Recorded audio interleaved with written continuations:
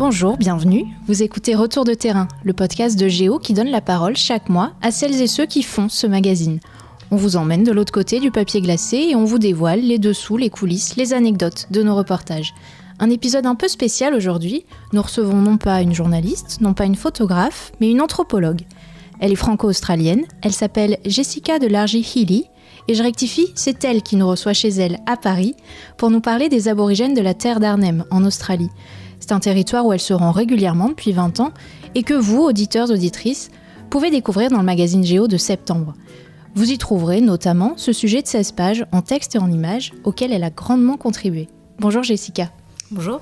Retour de terrain, c'est le podcast du magazine Géo.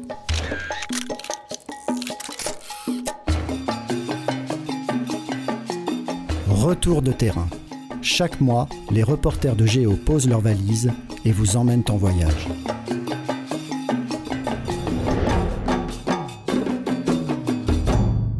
Jessica de Largie-Healy, vous qui connaissez ce territoire par cœur, la terre d'Arnhem, pour situer le décor, c'est où et ça ressemble à quoi ?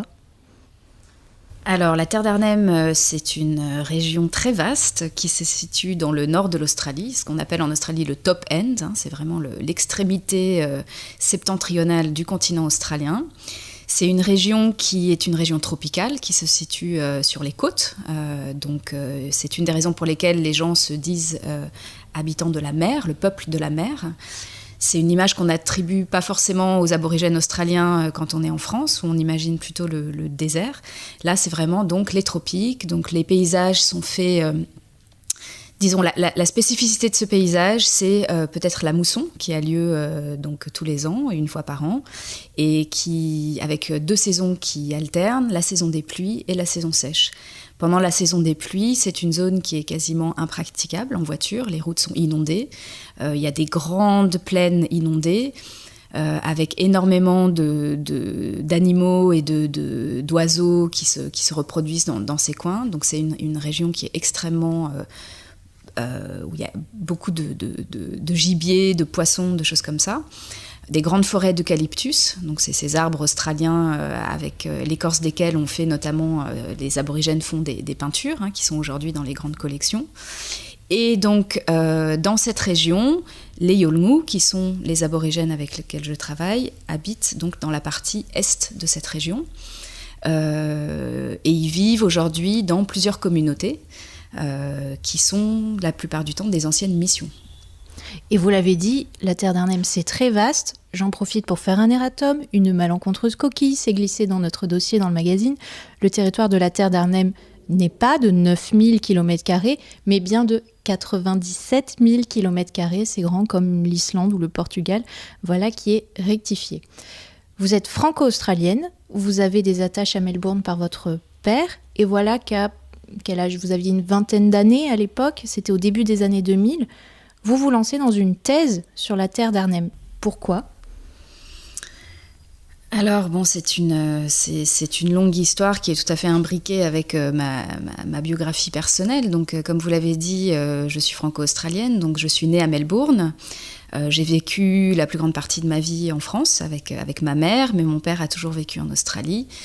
Et depuis que je suis jeune adolescente, j'étais absolument fascinée par la culture aborigène. Donc au départ, c'était une passion pour l'art. Donc les peintures, essentiellement les peintures du désert, qu'on connaît souvent sous le nom un peu réducteur de peinture à point du désert. Mais ça m'a donné vraiment très envie d'en savoir plus en fait, sur les artistes et sur les peuples qui faisaient ces peintures. Et du coup, dès l'âge de 15 ans, j'ai commencé à acheter un peu tous les livres qui me tombaient sous la main et à vraiment orienter mes séjours en Australie autour de la culture aborigène, donc en allant visiter des centres culturels, des sites, des galeries d'art, etc. Et donc, plus tard dans ma vie, quand j'ai eu la possibilité d'entreprendre des études secondaires, j'ai commencé par une maîtrise en ethnologie et dans ce cadre-là, j'ai fait un premier terrain dans une zone tout à fait différente de la terre d'Arnhem, près de Melbourne, donc une communauté rurale.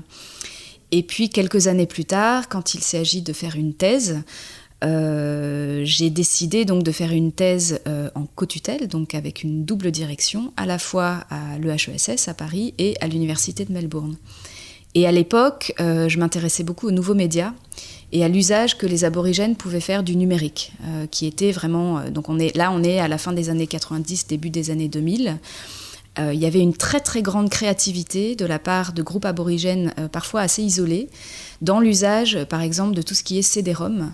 Ils ont développé un certain nombre de jeux par exemple et l'idée c'était d'utiliser ces nouveaux outils pour transmettre la culture aux jeunes générations. Donc de développer des nouvelles stratégies en fait de transmission de la culture. Et ça m'intéressait vraiment beaucoup, notamment le rapport que les aborigènes pouvaient avoir aux images numériques, donc à travers un écran d'une peinture. Donc des peintures qui sont souvent des histoires sacrées. Donc quelle était cette relation qu'on pouvait avoir à travers un écran. Et donc quand j'ai commencé ma thèse, ma directrice de thèse en Australie, Marcia Langton, m'a parlé d'une communauté en terre d'Arnhem qui justement venait de créer ou était en train de créer ce qu'ils ont appelé un centre des savoirs, qui était conçu comme une archive locale où, à travers un certain nombre d'ordinateurs dans la communauté, il s'agissait en fait de se reconnecter avec les collections de peinture qui étaient parties depuis les années 40, qui sont parties à l'étranger, dans les grands musées australiens, etc.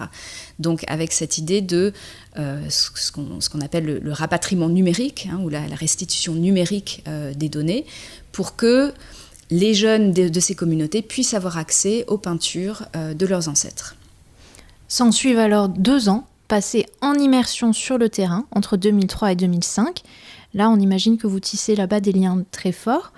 Et depuis, vous y retournez quasiment tous les ans.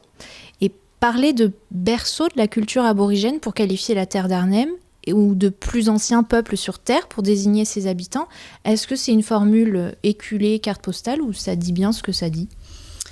Alors berceau, c'est pas le terme que j'emploierais parce que ça s'applique à l'ensemble des populations aborigènes australiennes, donc sur tout le continent, où aujourd'hui les fouilles archéologiques ont montré que les aborigènes sont là depuis au moins 65 000 ans en Australie. Donc en ce sens-là, c'est une occupation sur un très très très long terme, sur une très longue durée.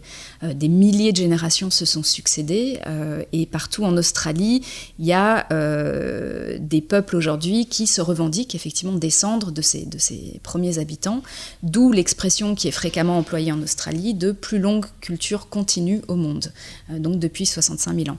Évidemment, il y a eu beaucoup de changements en 65 000 ans, ne serait-ce que, évidemment, la colonisation britannique, il y a 220 ans aujourd'hui, mais à part ça, des grands changements climatiques qui sont parfois racontés dans certains des mythes aborigènes, par exemple la montée du niveau des mers, des volcans, des éruptions de volcans, enfin des phénomènes qui se sont passés il y a des milliers d'années et qui sont transmis dans l'histoire orale, dans les récits qui sont faits par les aborigènes. La terre d'Arnhem, donc c'est un groupe parmi environ 500 groupes aborigènes en Australie. C'est un groupe qui a sa propre langue, le Yolngu Mata, la langue Yolngu. Et disons, ce qui est particulier avec ce groupe-là, c'est que jusque dans les années 1920, ils étaient relativement autonomes. Les premiers blancs qui sont arrivés dans cette région, c'était des missionnaires qui ont établi un certain nombre de missions. Et on peut dire quasiment jusque dans les années 90, les changements se faisaient souvent selon les termes posés par les aborigènes. Donc c'était des changements qui étaient imposés de l'extérieur, mais qui étaient contrôlés localement. Et donc c'est un groupe qui parle toujours ces langues. Donc j'ai parlé de la langue Yolngu, mais en fait cette langue est divisée en plusieurs dialectes. Donc tous les clans ont leur propre dialecte. Et donc les gens parlent toujours ces langues-là, sont toujours restés sur leur terre, ce qui n'est pas le cas d'autres groupes aborigènes qui ont eu un impact de la colonisation beaucoup plus brutal, où ils ont été massacrés, déplacés, etc. Eux, ils sont toujours restés sur leur terre, donc les rituels continuent. Par exemple, les rituels d'initiation des garçons, c'est quelque chose qui se pratique toujours pour tous les jeunes garçons. Et donc, ils ont maintenu une culture traditionnelle, on va dire, très forte, tout en adaptant cette tradition à la modernité, ou en intégrant la modernité dans leur tradition. Donc c'est quelque chose qui est très vivace et on n'est pas dans une situation figée en fait où les gens ne font que reproduire des choses. C'est quelque chose qui est toujours extrêmement important et vivace dans la vie des gens. On n'est pas dans le formol. Pas du tout. Votre langue de travail sur le terrain, c'est l'anglais, mais vous le disiez à l'instant, vous étiez chez les Yolmu, il y a plusieurs dialectes. Est-ce que vous nous diriez quelques mots dans peut-être le dialecte dans lequel vous êtes le plus à l'aise ? Je peux dire quelques mots. Yo bokmak namir. Ngara yaku Jessica, ngara Yolmu yaku banin ganambar. Jamapoi dao ngara lakaram. Yo. Donc je viens de me présenter tout simplement. J'ai dit que mon nom était donc Jessica. J'ai dit mon nom Yolmu. Banin Ganambar, donc ça c'est le nom qui m'a été donné par ma famille d'adoption. Les gens m'appellent de ce nom-là en terre d'Arnhem, donc le plus souvent on m'appelle Banin, donc c'est ce prénom qu'on m'a donné. Est-ce qu'il signifie quelque chose ? Alors oui, c'est un nom qui appartient au clan de ma grand-mère maternelle. Et c'est un nom qui est associé à un mythe qui traverse toute la terre d'Arnhem, qui est partagé par plein de clans différents, qui raconte comment 2 sœurs sont arrivées sur les côtes de la terre d'Arnhem, à l'est, et ont débarqué sur le continent et ont traversé le paysage en marchant. Et à chaque fois qu'elles marchaient, elles avaient des bâtons qu'elles plantaient dans le sol. Et à chaque fois qu'elles plantaient ce bâton dans le sol, une source d'eau surgissait. Donc elles ont créé une série de sources d'eau connectées à travers le paysage. Et donc Banin, ça se réfère au moment où elles sont encore dans leur canoë et qu'elles sont en train de ramer et d'avancer. Et donc ça veut dire, c'est l'action de ramer. Et donc ça m'avait fait rire quand on m'avait donné ce nom, et j'avais expliqué qu'en français, ramer, ça veut dire galérer, avoir du mal à faire quelque chose, etc. Donc ça avait beaucoup fait rire les gens sur place, tout en gardant, enfin ce qu'on m'a dit, c'est l'idée d'avancer, de progresser et d'avancer petit à petit. Donc voilà, donc ça c'est le nom Banin. Et le nom Ganambar, qui est le nom de famille, qui est le nom de famille du clan d'Atewoy, qui est mon clan d'adoption. Donc ils s'appellent tous, donc ils ont aujourd'hui, donc comme les gens remplissent des formulaires administratifs, ils doivent avoir un nom de famille, et c'est ce nom-là qui a été choisi pour les gens de ce clan. Ça fait plusieurs fois que vous évoquez votre famille d'adoption là-bas. Décrivez-nous votre vie quand vous êtes sur place. Vous êtes au sein de cette famille adoptive, ça se passe comment ? Alors oui, en effet, quand on est amené à travailler dans des communautés aborigènes, dans plusieurs endroits d'Australie, c'est pas propre à la terre d'Arnhem, on se fait très souvent adopter par quelqu'un, par une famille, ce qui ensuite va faciliter les relations. C'est quelque chose, les relations de parenté sont extrêmement importantes en terre d'Arnhem, et les gens ont des rapports les uns avec les autres selon des liens de parenté qui ne sont pas forcément des vrais liens de parenté, évidemment. Tout le monde n'est pas frère, sœur, oncle, grand-mère maternelle, etc. C'est ce qu'on appelle en anthropologie la parenté classificatoire, où ça va être des groupes de personnes qu'on va tous appeler mère ou père. Donc par exemple, ma mère et toutes ses sœurs, je vais les désigner par le nom de mère. Et en fait, le fait de se faire adopter permet justement d'être intégré dans cette parenté qui est vraiment au centre de la vie, non seulement de la vie, mais de la vision du monde des Yolmu, pour ensuite pouvoir se placer et appeler tous les gens selon les termes, la terminologie de parenté appropriée. Donc, en arrivant en terre d'Arnhem, les premiers jours, en fait, quand je suis arrivée dans cette organisation qui s'appelait le Centre des Savoirs, je travaillais avec quatre hommes plutôt âgés, et ils ont réfléchi à quelle serait ma meilleure adoption pour que je sois dans une relation de travail facile, avec une bonne relation d'entente. Et donc, c'est la femme de l'un d'entre eux qui m'a adoptée en tant que sœur. Et cette femme donc, m'a adoptée en tant que sœur, ce qui veut dire que c'est la personne la plus proche de moi sur le terrain. C'est elle qui m'a pris en quelque sorte sous son aile. C'était sa responsabilité de m'intégrer et de m'apprendre le b.a.-ba de notamment la parenté, mais aussi comment se comporter avec les autres, comment être bien élevé, quelles étaient les personnes avec lesquelles je pouvais parler en rigolant, quelles étaient les personnes avec qui je devais avoir une relation plus de respect. Et donc cette adoption a pris beaucoup d'importance dans le sens où moi j'ai suivi complètement cette opportunité en fait qu'on m'offrait de rentrer dans cet univers de la parenté. et ce qui permet d'apprendre d'une façon très située, c'est-à-dire qu'on va apprendre la même chose que sa sœur. Et donc, ses enfants, je les appelle mes enfants, ses petits-enfants, je les appelle mes petits-enfants, ses frères, je les appelle mes frères, sa mère, je l'appelle ma mère, et vice-versa. Il m'appelle sœur, etc., etc. Donc, c'est une entrée sur le terrain qui permet de créer des liens, à la fois des obligations, des responsabilités, et le fait de s'occuper de la personne, et des personnes dans la famille desquelles on a été adopté. Et on va entendre, si vous le voulez bien, un chant de l'un de vos frères.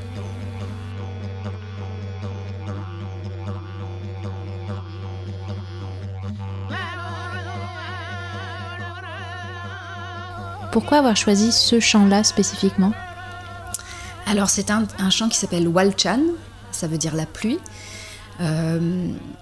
Pour peut-être parler un tout petit peu des chants, chaque clan, je parlais des différents clans, chacun ont une série de chants qui leur est propre, qui sont leurs propres chants et qui sont associés à ces êtres créateurs. J'ai mentionné les 2 sœurs tout à l'heure, donc ça fait partie des êtres créateurs de la terre d'Arnhem. Chaque clan, en fait, va être associé à un certain nombre d'ancêtres qui, en traversant le paysage, ont formé les différents reliefs du paysage, les cours d'eau, les montagnes, les dépôts d'ocre, etc. Et ces personnages chantaient en cheminant. Et en fait, ils ont chanté. Ils ont donné vie aux choses autour d'eux, aux paysages autour d'eux, aux animaux. Ils ont donné vie aux humains, aux êtres humains qui se disent être leurs descendants. Et donc, ces chants qui sont composés d'une série d'actions de ces personnages qui décrivent en fait ce qu'ils font, ce qu'ils voient, les rencontres qu'ils ont, etc., sont composés de mots sacrés. Donc, mon prénom, Yolmu Banin Banin, fait partie d'un chant. Et c'est des chants donc, qui sont comme des itinéraires à travers le paysage et qui vont, du point de vue des ancêtres, raconter la création du paysage. C'est des chants cérémoniels qui sont toujours utilisés aujourd'hui, régulièrement, notamment dans les cérémonies de funérailles, les cérémonies d'initiation. Et donc, ce chant Walchan, c'est donc la pluie. C'est une pluie qui tombe à un endroit très précis du territoire. C'est pas la pluie générique, c'est la pluie qui tombe à un endroit qui s'appelle Rorowoy, qui est le principal territoire du clan d'Atiwoy, dans lequel j'ai été adoptée, et qui est associé au requin, notamment au requin ancestral, qui vit dans la baie où cette pluie tombe. Et c'est un chant auquel je tiens particulièrement, puisque c'est un chant qui m'a été donné, d'une certaine façon, au moment des funérailles de mon propre père, donc, qui est décédé il y a environ 1 an et demi à Melbourne. Votre père biologique ? Mon père biologique, voilà, qui était à Melbourne. Et lors de ces funérailles, les personnes de mon clan, les membres de ma parenté de ce clan, ont voulu qu'on joue pendant les funérailles ce chant-là en particulier. Donc parmi les musiques irlandaises et toutes sortes de musiques qu'on avait pendant les funérailles, il y a eu ce chant Yolmu, donc qui signifie la pluie. Est-ce qu'on peut revenir à votre quotidien sur place ? Est-ce qu'on peut dire que c'est assez spartiate ou c'est complètement absurde de dire ça ? Alors, ça dépend de quelle période on parle, en fait, puisque, comme vous l'avez mentionné, ça fait quasiment 20 ans que je retourne en terre d'Arnhem. Donc, les 2 premières années que j'y ai passées dans le cadre de ma thèse, où je vivais sur place en continu, c'était pas tout à fait spartiate, puisque le conseil municipal de la communauté dans laquelle je vivais, à Elcho Island, m'avait donné une maison, ce qui était vraiment quelque chose d'extrêmement généreux, puisqu'il y a très peu de logements sur place et que les familles ont tendance à s'entasser, des très grandes familles s'entassent dans des toutes petites maisons. Et là, en fait, en échange du travail bénévole que je faisais pour ce centre des savoirs, pour cette organisation, et en échange aussi du fait d'accueillir chez moi tous les étrangers qui venaient dans la communauté, on m'a donc confié une maison. Et donc, c'était pas du tout spartiate. J'avais mon propre logement dans la communauté. Et donc, voilà, c'était tout à fait luxueux, etc. Par la suite, lors des retours qui ont suivi, donc comme vous l'avez dit aussi, j'y retourne environ 1 fois par an. Et depuis quelques années, j'ai tendance à ne pas retourner dans les grosses communautés, je retourne plutôt dans des très petites communautés, ce qu'on appelle en anglais australien des homelands. Donc c'est des micro-communautés qui en fait se situent sur les terres ancestrales des clans, et c'est un mouvement qui a commencé en Australie dans les années 1970, dans un mouvement politique qui s'appelait l'autodétermination, qui a été une politique gouvernementale mise en place donc au niveau fédéral en Australie, et qui a encouragé beaucoup de familles aborigènes qui vivaient dans les anciennes missions à se décentraliser et de retourner donc sur leurs terres.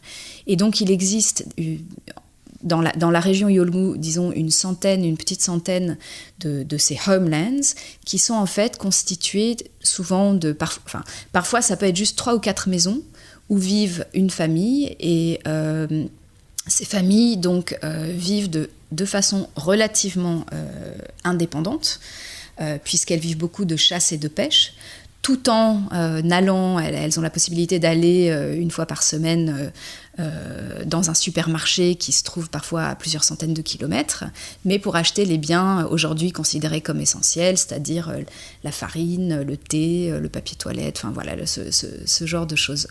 Et donc depuis quelques années, moi j'ai plutôt tendance à aller vivre dans ces très petites communautés où les conditions de vie sont beaucoup plus simples, quoi. C'est-à-dire que là, souvent, je dors dans une tente avec dans un paysage absolument extraordinaire, avec des soleils couchants magnifiques sur la mer, etc. Mais disons, c'est beaucoup plus frugal que dans les grosses communautés où aujourd'hui, il y a effectivement des magasins, il y a un supermarché, quelques take-away, il y a une clinique et ce genre de choses. Dans les petites communautés, c'est beaucoup plus, on dépend beaucoup plus de la chasse et de la cueillette pour manger, par exemple. Des tâches auxquelles vous participez ? Des tâches auxquelles je participe, tant bien que mal. C'est un apprentissage aussi, à savoir trouver sa propre nourriture. Et ça vient avec une grande fierté quand on est capable de ramasser suffisamment de coquillages pour savoir qu'on peut nourrir éventuellement soi-même et voir peut-être sa famille. Donc les femmes, c'est essentiellement une activité de pêche, de ramassage de coquillages donc sur les côtes, et aussi de par exemple trouver des ignames. Comme je l'ai dit, les ressources maritimes sont extrêmement abondantes. Les hommes vont plus à la chasse à des gibiers un peu plus importants, que ce soit des wallabies, donc c'est des petits kangourous, des types d'oies sauvages par exemple quand c'est la période, qui sont comme des gros canards sauvages. Et donc voilà, c'est effectivement tout un apprentissage. Une des choses que les gens aussi adorent là-bas, qui est considérée comme un mets absolument délicieux, et les gens parfois on les entend dire « Ah, je meurs d'envie de manger ça ». Quoi donc J'en parle justement dans le magazine. C'est les vers de mangrove, qui sont des sortes de... Ça ressemble à des vers de terre, mais c'est pas des vers de terre, c'est plus de l'ordre des mollusques, je crois qu'on dit. Et c'est qui vivent, donc ça vit dans le bois de mangrove, et donc il faut couper à la hache les troncs d'arbres donc qui sont dans la boue des mangroves, etc. et sortir ces vers qui parfois peuvent mesurer 25 cm de long, et on les mange crus. Donc ça, on peut les manger cuits, mais les gens aiment les manger crus, et donc ils vont remplir un petit contenant de plein de vers de mangrove, et c'est vraiment considéré comme... le mets ultime dont les gens raffolent, et c'est plein de vitamines évidemment, et c'est quelque chose qui nourrit bien, et c'est au niveau du goût, c'est plus comme un coquillage, comme un crustacé, que comme, j'ai jamais mangé de vers de terre, mais voilà, c'est un goût très salé, quoi. Donc vous n'êtes pas seulement, ici en France, chercheuse au CNRS, chargée de recherche au sein du labo d'ethnologie et de sociologie comparative, vous êtes également chercheuse de vers de mangrove. À l'occasion. Et si vous n'êtes peut-être pas la plus efficace pour ramasser des coquillages, comme vous le disiez à l'instant, vous êtes excellente en tressage, comme en attestent vos boucles d'oreilles, les paniers dans cette pièce. On est dans votre salon à Paris. Est-ce que vous pourriez nous décrire un panier en particulier dont vous êtes fière ? Alors, je ne peux pas en parler d'un en particulier, mais oui, la vannerie, c'est vraiment une activité, c'est une des premières choses que j'ai apprises en allant là-bas. C'est vraiment l'activité des femmes. Et c'est vraiment une activité extrêmement conviviale et sympathique, et qui a plein de dimensions différentes, puisque pour faire des paniers, il faut avoir des fibres. Pour avoir des fibres, il faut aller les chercher dans le bush. Et pour aller les chercher, c'est des expéditions qui se passent entre femmes. Donc on part, on est 5 ou 6, et on part chercher, donc c'est des fibres de pandanus, ça ressemble à des palmiers en fait. Et c'est une matière qui s'appelle le ganga localement. Et c'est toute une entreprise, puisqu'il faut, donc c'est des fibres de palmier, c'est épineux, c'est assez dur. Il faut les attraper avec des sortes de grands crochets. Ensuite, il faut les ramasser, les mettre dans des sortes de paquets, les transporter donc jusqu'au campement. Ensuite, il s'agit de les diviser en lamelles. Lamelles qu'ensuite on fait sécher pendant au moins 24 heures. Après les avoir fait sécher, on les teint, puisque vous remarquez sur les paniers autour de moi, il y a plusieurs coloris.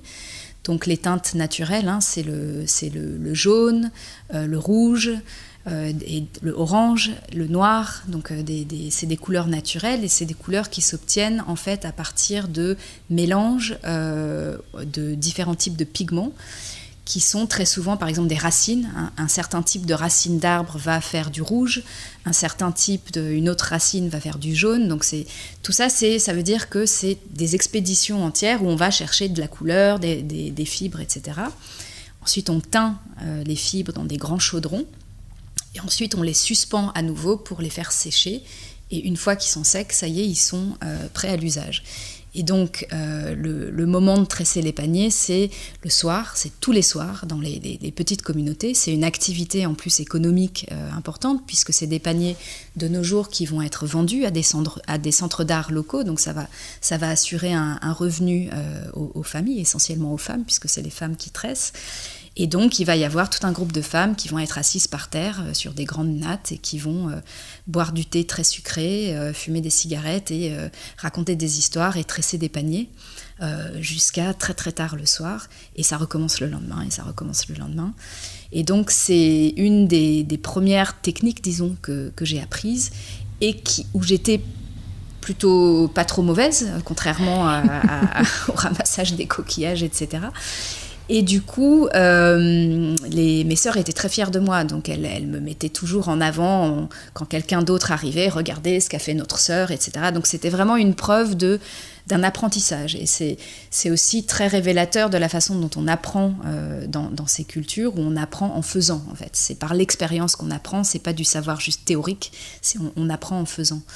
Et du coup, les paniers autour de moi ici, peut-être que je vais parler de celui qui est peut-être le plus original de tous, et qui est très très différent des autres. C'est celui qui est de toutes les couleurs, qui a du vert, fluo, du bleu, etc. Oui, c'est des teintes dont vous nous aviez pas parlé, ça. Voilà, c'est ça, c'est des teintes en fait. C'était lors de mon retour en France, où j'avais pas de pandanus avec moi, j'avais pas les matériaux qu'il fallait, et j'avais très envie, par nostalgie, de tresser des paniers. Et du coup, j'ai utilisé pour ce panier-là des Scooby-Doo et du raffia. Et donc, il est totalement pas orthodoxe dans le sens où, voilà, c'est pas des matériaux traditionnels, mais mes sœurs, à qui j'en ai envoyé la photo, l'adorent, quoi. Trouvent que c'est très bien que j'ai pu adapter cette technique à la vie parisienne. Oui, c'est du néo-panier avec une touche parisienne. Excellent. On va revenir à une autre activité culturelle qui vous passionne là-bas, celle qui vous a amené à vous intéresser à la terre d'Arnhem. Vous l'avez dit au début de cet entretien, c'est la peinture aborigène en terre d'Arnhem. D'ailleurs, on en voit accrochés au mur dans votre salon. Il n'y a pas que des paniers en Scooby-Doo. Est-ce que vous nous décririez l'un des tableaux accrochés ici pour nos auditeurs ?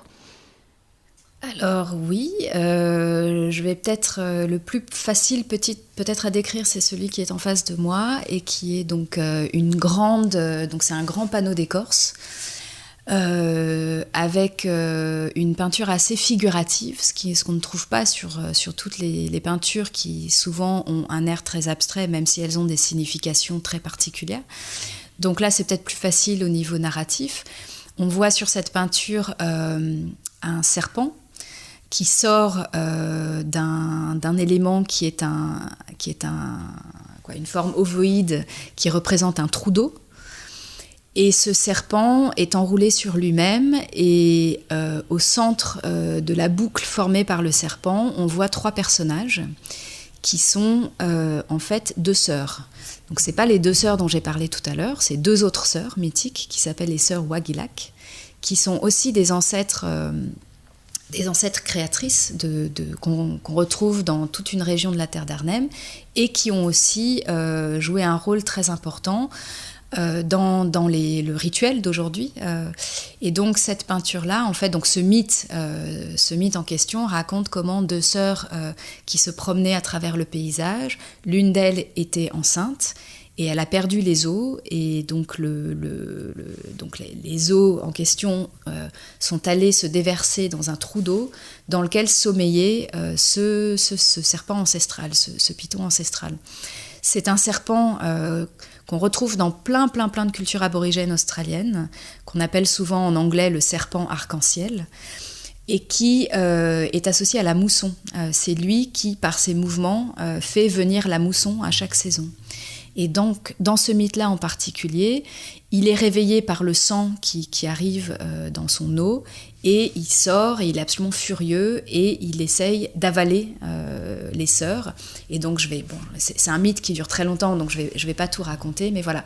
Et donc ici, on voit le serpent, les sœurs, on voit une forme triangulaire qui représente en fait la queue du serpent, puisqu'à un moment, le serpent, une fois après avoir avalé les sœurs, il s'est dressé très haut sur la queue et il a parlé avec d'autres serpents qui se situaient dans d'autres régions de la terre d'Arnhem, et il est tombé d'un coup, paf, et en tombant, sa queue a fait cette forme triangulaire qui est aujourd'hui une forme qu'on retrouve dans les cérémonies, que les personnes vont dans du sable, vont recréer cette forme triangulaire et vont danser sur cette piste de danse en forme de triangle.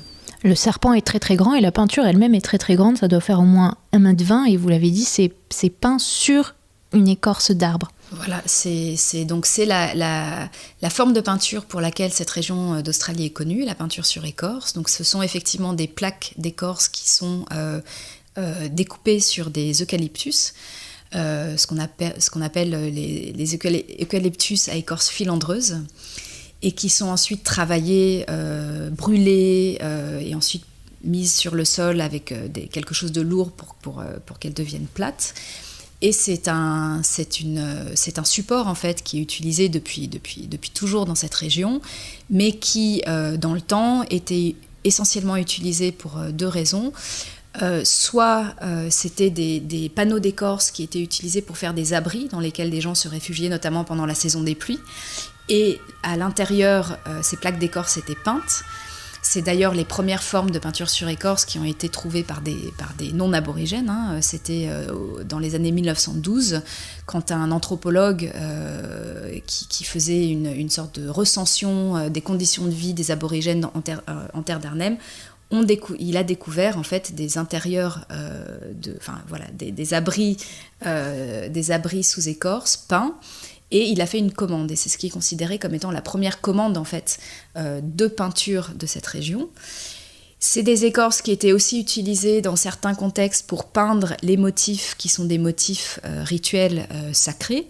Donc quand je dis ça, c'est pour souligner qu'on ne peut pas peindre ce qu'on veut et n'importe comment. Il faut apprendre à peindre selon certaines conventions.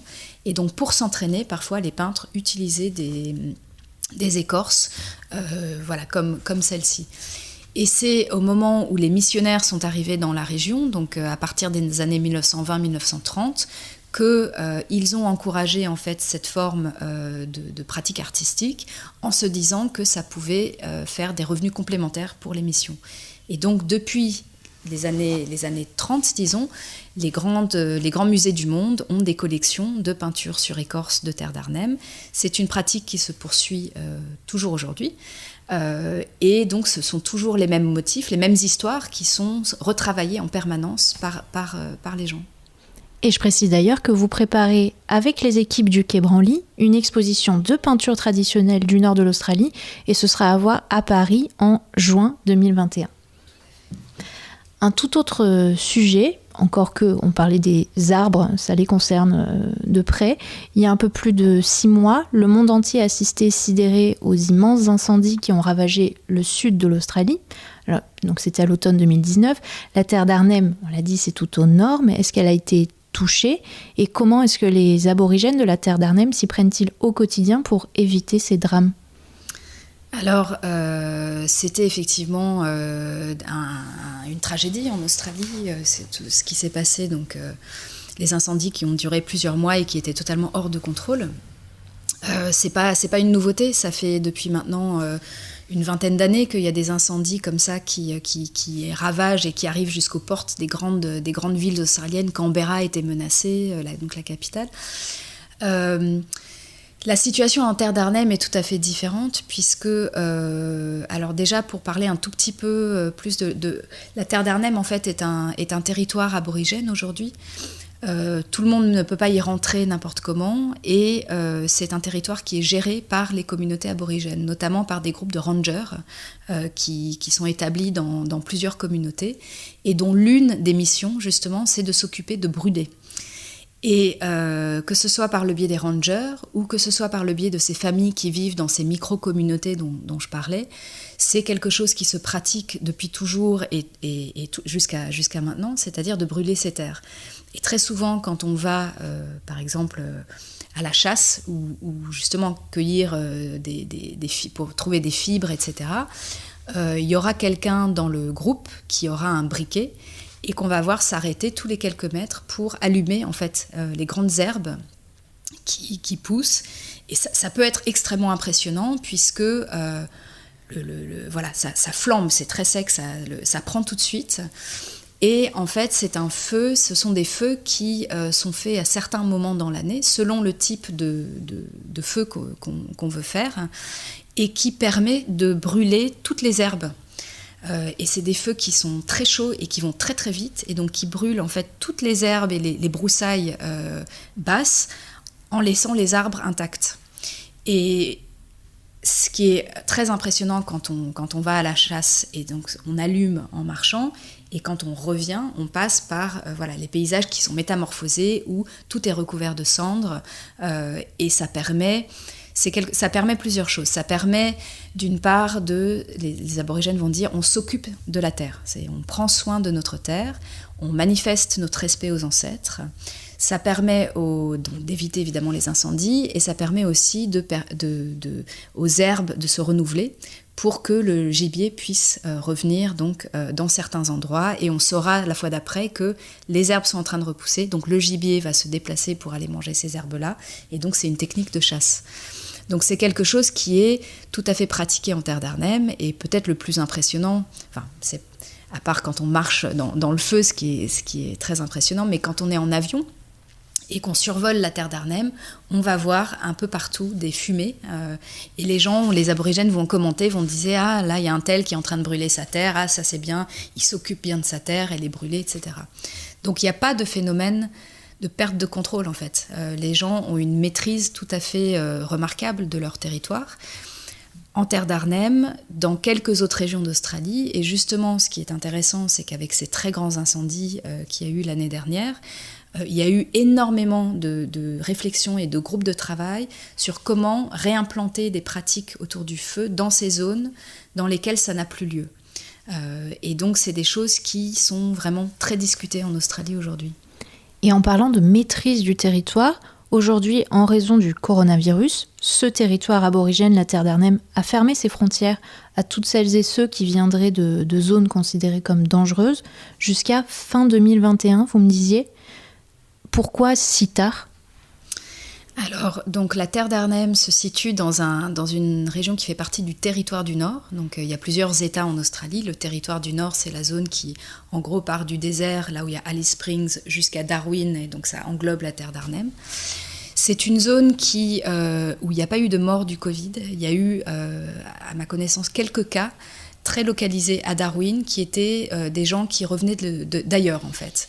Et donc, comme c'est un territoire dans lequel il y a une très forte proportion de communautés aborigènes, de populations aborigènes, qui sont considérées comme étant à risque, ce sont effectivement des populations assez vulnérables. Dans les communautés desquelles j'ai parlé du problème de logement, par exemple, où il y a enfin, je veux dire, ça arrive fréquemment de trouver des maisons dans lesquelles vivent peut-être 20 personnes. Les gestes barrières, la disponibilité du gel hydroalcoolique, etc., c'est juste pas, enfin voilà, c'est pas une réalité sur place, quoi.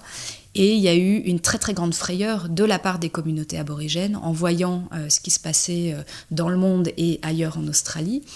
Et du coup, il y a eu plusieurs phases. Une première phase où les communautés isolées ont été effectivement complètement isolées. C'est-à-dire que les gens qui étaient à Darwin n'avaient plus le droit même de rentrer chez eux pendant une période. Ensuite, bon, ça change au fur et à mesure. Et la dernière donc, décision que j'ai entendue, c'est que le territoire du Nord ferme ses frontières à tous les zones considérées comme les hotspots, donc les zones de foyers épidémiques.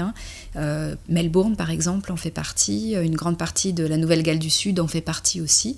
Et donc, les Australiens ne peuvent plus voyager dans le territoire du Nord quand ils viennent de ces zones-là. En revanche, pour insister sur le fait que les aborigènes eux-mêmes voulaient mettre en place ce genre de mesures, les frontières ont réouvert aux zones non considérées comme des zones des foyers pandémiques. Et la communauté qui se trouve près de Uluru, dans le désert central, donc Ayers Rock, connu aussi sous le nom de Ayers Rock, cet énorme rocher monolithe au milieu du désert, les aborigènes ont fait une manifestation et carrément un blocage quand des bus de touristes ont commencé à revenir en disant « vous mettez nos vies en danger », etc. Donc, fin 2021, bon, je pense que c'est un peu un effet d'annonce, mais c'est pour dire que voilà, ça va durer très longtemps. Seul le personnel considéré comme essentiel peut voyager dans les communautés isolées en ce moment. Donc par exemple, pour un chercheur comme moi, ce serait pas possible. Donc à l'heure qu'il est, vous ne savez pas quand est-ce que vous pourrez retourner là-bas? Exactement. Mais vous êtes toujours en contact avec eux? On est en contact régulier, ouais. Aujourd'hui, grâce à Facebook, les téléphones portables. Est-ce que vous voyez autre chose à ajouter? Cet entretien touche à sa fin. Oui, je voudrais parler donc. J'ai pas eu l'occasion de parler. Oui, alors là, je précise qu'elle est assise en tailleur sur son canapé et elle a là, on dirait, une photo... c'est une remise de diplôme. C'est une photo qui date de 2008 et qui est ma remise de diplôme. Donc on voit un certain nombre de personnes en toge, selon le rituel des universités australiennes. Et donc c'est ma remise de diplôme de thèse, donc je suis en rouge et noir aux couleurs de l'université de Melbourne. Et je suis entourée de ma directrice de thèse australienne, Marcia Langton, et d'une personne dont j'aimerais dire quelques mots, puisque c'est quelqu'un qui a joué un rôle très important dans mon parcours et dans ma vie en général, qui est Joe Niparagumbola, Dr. Joe Niparagumbola, donc qui est la personne qui est en toge avec des couleurs différentes, puisque c'est une toge de l'université de Sydney. Il a été nommé docteur honoris causa de l'université de Sydney en musique pour la contribution qu'il a fait à la connaissance de la musique aborigène. Et donc cet homme qui est décédé en 2015, était un homme absolument exceptionnel. C'était un visionnaire. C'était un des directeurs du Centre des Savoirs, cette organisation qui avait pour but de transmettre les connaissances grâce aux nouvelles technologies. Et durant les 15 dernières années de sa vie, il a voyagé en Australie et de par le monde, en Europe, aux États-Unis, pour visiter les collections des musées, pour trouver des objets qui venaient de chez lui. Et donc, il a fait ce travail de travailler avec beaucoup de conservateurs, des archivistes, des universitaires pour identifier les œuvres qui venaient de chez lui, non seulement les peintures, mais aussi les premières photos ethnographiques en noir et blanc, les premiers travaux des ethnomusicologues, donc les chants enregistrés, les premiers films ethnographiques, pour obtenir des copies de ces documents et les rapporter chez lui, justement pour que les jeunes puissent se reconnecter avec ces travaux.